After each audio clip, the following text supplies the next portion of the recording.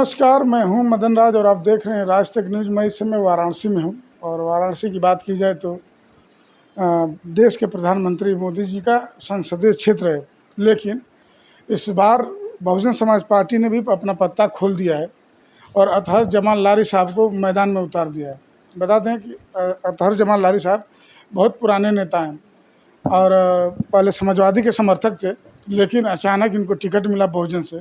तो बात करेंगे क्या सोचकर बहन जी ने इनको टिकट दे दिया। तो लारी साहब राज तक न्यूज़ चैनल में आपका स्वागत है। देखिए, आपका भी स्वागत है, आपके दर्शकों का भी स्वागत है। और बहन जी तो हम हमेशा जो है दलित, अल्पसंख्यक, पिछड़ों की बात करती हैं। बहुजन हिताय बहुजन सुखाय, ये बहन जी का नारा है। मान्यवर काशी राम जी का ये नारा रहा और उन्होंने DS4 भी बनाया और उन्हीं की देन है जिन्होंने आज पिछड़े दलित अल्पसंख्यक समाज को जागृत किया। और डॉक्टर भीमराव अंबेडकर साहब की जो देन है, उन्होंने इतना खूबसूरत और बढ़िया संविधान दिया जिससे हमारी इस देश में रक्षा हो सकती है, हमको आगे बढ़ने का मौका मिलता है।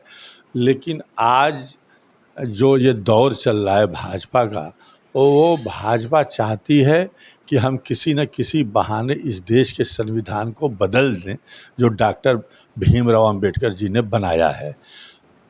ठीक है लारी साहब, हमारा सवाल है कि आपके सामने मोदी जी हैं, अजय राज जी हैं और आप खुद हैं, तो किस हिसाब से चुनाव लड़ेंगे? क्योंकि अजय राज भी अब किस क्षेत्र से लड़ते हैं हमको पता है, तो कैसे लड़ेंगे आप चुनाव? देखिए, अजय राय जी अभी 2022 में विधानसभा का चुनाव पिंडरा से लड़े थे, तो वो तीसरे नंबर पे थे, वहाँ पे बहुजन समाज पार्टी दूसरे नंबर पे थी।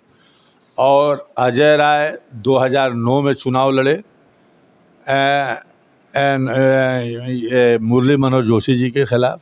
मुख्तार अंसारी साहब बहुजन समाज पार्टी से लड़ रहे थे और आखिर में अजय राय ने जो है मुरली मनोहर जोशी को अंदरूनी सपोर्ट कर दिया कि बहुजन समाज पार्टी मुख्तार अंसारी न जीते। उनकी ज़मानत जब्त हो गई। फिर वो 2014 में लड़े। जब उनको भाजपा से टिकट नहीं मिला तो सपा में आए, सपा से लड़के फिर उसके बाद से वो कांग्रेस में गए। फिर 2014 में चुनाव लड़े, ज़मानत जब्त हुई। 2019 में चुनाव लड़े मोदी जी के खिलाफ, फिर भी बुरी तरीके से हारे। तो वो 3 बार से बनारस लोकसभा का चुनाव हार रहे हैं और अब उनको लोग कहते हैं कि ये दगे कारतूस हैं, अब इनकी ज़रूरत नहीं है। और उनका संबंध जो है दलितों, पिछड़ों, अल्पसंख्यकों के साथ बहुत अच्छा नहीं रहा है, चूँकि वो RSS की पाठशाला में पढ़े हुए हैं, RSS के रहे हैं, अब BJP से विधायक रहे हैं, कई बार मंत्री भी रहे हैं। तो जनता को उनके ऊपर विश्वास नहीं है कि ये कब पलटी मार जाए, कब इधर चले जाएं, कब उधर चले जाएं। अभी एक तमाम चैनलों में न्यूज़ चल रहा था कि अजय राय जो है गाजीपुर से अफजाल अंसारी के खिलाफ जो है टिकट मांग रहे हैं, लेकिन भाजपा से उनकी सेटिंग नहीं हो पाई। तो फिर जो है इंडिया गठबंधन के जो है वो चुनाव लड़ने के लिए ऐलान करने लगे। और उन्होंने कहा, पत्रकारों ने पूछा कि आप इंडिया गठबंधन के उम्मीदवार का प्रचार करेंगे अफजाल अंसारी के, तो उन्होंने साफ कहा कि हम प्रचार नहीं करेंगे, हम कांग्रेस के हैं, हम कांग्रेस का प्रचार करेंगे। तो फिर वो किस मुंह से समाजवादी पार्टी के लोगों से वोट मांग रहे हैं और किस मुंह से समाजवादी पार्टी के लोग उनका प्रचार करेंगे, उनको वोट देंगे? समाजवादी पार्टी के लोग भी उनको वोट देने का काम नहीं करेंगे, चूँकि सब लोगों ने, जनता ने देख लिया है कि 3 बार ये हार चुके हैं। इस बार मोदी जी के खिलाफ नए उम्मीदवार को चुनाव मैदान में लड़ाया जाए जो बहुत पुराने हैं, कई बार हम लड़ भी चुके हैं। तो इसलिए सारी जनता का विश्वास हमारे ऊपर है, मोदी जी को टक्कर हम ही देंगे और हमारी लड़ाई डायरेक्ट मोदी जी से है। ठीक है लारी साहब, लेकिन आप कह रहे हैं कि वो जैसे कि हम कांग्रेस के नेता, हम प्रचार नहीं करेंगे, तो आपका कहने का मतलब कि इंडिया गठबंधन धरातल पर नहीं उतर रहा है? अब ये तो अजय राय बताएंगे ना, वो बताएंगे क्यों नहीं प्रचार करेंगे, क्यों नहीं। अफजाल अंसारी अगर इंडिया गठबंधन में है तो उनका प्रचार नहीं करेंगे और लोगों का प्रचार नहीं करेंगे, क्यों इस तरह से बयान दिए? मुख्तार अंसारी की हत्या हुई, कौन कौन लोग साजिश में थे, ब्रजेश सिंह से लेकर तमाम लोगों का नाम आ रहा है। इन लोगों का जो है, तमाम लोगों ने मिठाइयाँ बाँटी, खुशियाँ जताई, वो तमाम लोग हैं। तो इन लोगों को जनता कतई पसंद नहीं कर रही है।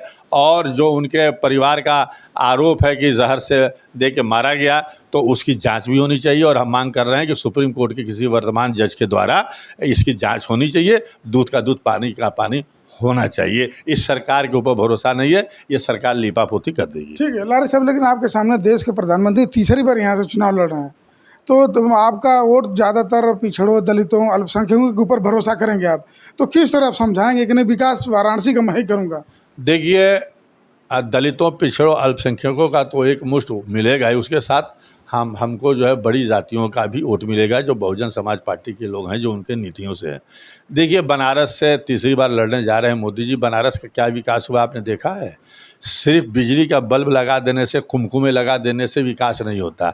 आप बताइए, कोई यूनिवर्सिटी बनी है बनारस में? कोई हॉस्पिटल बना है बनारस में? कोयटो बना? कहते हैं कोयटो बनाएंगे, स्मार्ट सिटी बनाएंगे, कुछ बना? आज भी सड़कों की हालत देख लीजिए, नालियों की हालत देख लीजिए, कोई सफाई नहीं है। ये कहते हैं डबल इंजन की सरकार, मैं कहता हूँ 4 इंजन की सरकार है। एमपी इनका मतलब देश में सरकार इनकी, प्रदेश में सरकार इनकी, नगर निगम में सरकार इनकी, मेयर इनका, जिला पंचायत अध्यक्ष इनका, तो 4 इंजन की सरकार है। और यहाँ पे विकास नाम की कोई चीज़ नहीं है, सिर्फ कागज़ों में और अखबारों में विकास है। आप खुद देख सकते हैं कि धरती पे क्या विकास हुआ है, अब मोदी जी ने क्या किया है। और जो पहले के कार्यकाल में जो चीज़ें थी, उसी को, जो चाहे रोड हो, चाहे सड़क हो, चाहे फ्लाईओवर हो, और पहले की सरकारों में जो मंजूर थी, उसी को वो करा के दिखा रहे हैं कि हमने विकास किया। अब मोदी जी के आने से जो सबसे बड़ा खतरा ये है कि लोकतंत्र को खतरा है, घोषित आपातकाल है। और तमाम इनके नेता कह रहे हैं कि अब की बार अगर हम सरकार में आएंगे तो संविधान को बदल देंगे, संविधान बदलना चाहिए। तो सबसे बड़ा डर संविधान का है। और मैं दलितों, पिछड़ों, अल्पसंख्यकों, तमाम संविधान प्रेमी, अम्बेडकरवादियों, समाजवादियों, लोहियावादियों से मैं अपील करना चाहता हूं कि इस भाजपा सरकार को उखाड़ फेंको, नहीं तो संविधान बदल दिया जाएगा। और संविधान बदलेगा तो फिर मनुस्मृति लागू होगी, तुम्हारा आरक्षण खत्म कर दिया जाएगा, तुमको फिर उसी तरीके से उस युग में लाया जाएगा जिस युग में जो है झाड़ू और हांडी बांट करके जो है घुमाया जाता था। वो युग लाने की कोशिश हो रही है, साजिश हो रही है। इसलिए सावधान हो जाएं और एक तरफा जो है भारतीय जनता पार्टी को हराएं और बनारस से मोदी जी को शिकस्त देने का काम करें, हमको वोट देने का काम करें। लारी साहब, कुछ लोग बोल रहे हैं कि Bahujan Samaj party slow poison दे रही है, यानी ऐसे ऐसे प्रत्याशी खड़ा कर रही है कि भाजपा की धीरे धीरे वहाँ हार तय हो रही है, ऐसा लोग कह रहे हैं। तो भाजपा तो हर जगह हार रही है, भाजपा की हालत खराब है।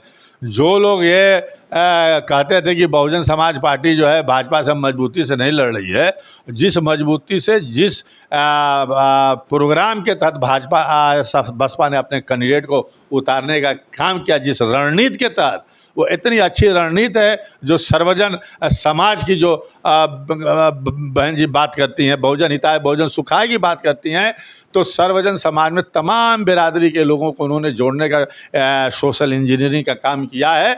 और देखिए, जैसे अभी धनंजय सिंह कहीं लड़ रहे हैं, तो कहीं मौर्य जी लड़ रहे हैं, तो कहीं हम लड़ रहे हैं, तो कहीं चौहान जी लड़ रहे हैं, तो तमाम समाज के लोगों को उन्होंने जोड़ने का काम किया है। और उत्तर प्रदेश में अगर कोई भाजपा को टक्कर दे रहा है तो वह एकमात्र बहन मायावती जी टक्कर दे रही हैं, और वही विपक्ष की सरकार बनेगी तो किंग मेकर होंगी और वही इस देश की प्रधानमंत्री होंगी। आखिरी सवाल हमारा है कि आप अखिलेश यादव जी से अनुरोध किए थे कि जयराज जी की जमानत जब्त हो जाएगी, इसके लिए आप लोग हमको सहयोग करें, तो आपकी बात सुनेंगे? हम आज भी कहेंगे माननीय अखिलेश यादव जी के तमाम अपोजिशन के लोगों को, चाहे पीडीएम हो, चाहे पीडीए के लोग हों, असल पीडीए तो हम हैं, असल बहुजन तो हम हैं, तो हमको जो है सपोर्ट कर देना चाहिए ताकि हम मोदी जी के खिलाफ मजबूती से टक्कर दें। हम उस पहाड़ से टकरा रहे हैं, मैं एक मुस्लिम हूँ, अल्पसंख्यक हूँ, हम उस पहाड़ से टकरा रहे हैं जो पहाड़ अपने को विशालकाय और बहुत मजबूत बना रहा है। पहाड़ को हम ध्वस्त करने की कोशिश कर रहे हैं। अगर पहाड़ ध्वस्त नहीं होगा तो उसमें सुराख, उसमें दरार पैदा करने का हम काम करेंगे। ये हमारी ताकत है, हमारी सोच है, और सबका साथ मिलेगा तो पहाड़ को भी हम तोड़ देने का काम करेंगे। ठीक है, ये थे अतहर जमाल लारी साहब, जो बहुजन समाज पार्टी से उम्मीदवार हैं, ये वाराणसी से। अब बता दें कि अजय राय जो गठबंधन है इंडिया का, उसके तहत हैं, और प्रधानमंत्री मोदी जी तीसरी बार लड़ रहे हैं 24 में, क्योंकि 14, 19 और 24 से। लारी जी का कहना कि जो बोले थे प्रधानमंत्री मोदी जी कि हम बनारस को बना देंगे, तो स्मार्ट सिटी बना देंगे, तमाम हॉस्पिटल नहीं है, मेट्रो, और दूसरी बात बुलेट ट्रेन तो एक भी दिखाई नहीं दे रहा है। इनका कहना कि 14 से 24 आ गए और गंगा जी निर्मल हो जाएंगी, वो भी नहीं दिखाई, से कमाई हो रहा है, तो उससे कमाई हो रहा है। तो ये है लारी जी की बात। आपको बता दें कि लारी जी बहुत कद्दावर नेता हैं और अखिलेश यादव जी से निवेदन कर रहे हैं कि आप लोग हमें सपोर्ट करिए, क्योंकि अजय राय के ऊपर वोट नहीं चढ़ेगा। तो अब तो 1 जून को यहाँ भी वोट है और 4 तारीख आएगा, उसमें मतगणना होगी। तो अब ये देखना है कि लारे साहब की कितने बातों में दम है और क्या अखिलेश यादव इनको सपोर्ट करेंगे या नहीं करेंगे। आपकी क्या राय कमेंट बॉक्स में ज़रूर लिखिए। ऐसी खबरों के लिए राज तक न्यूज़ चैनल देखते रहिए।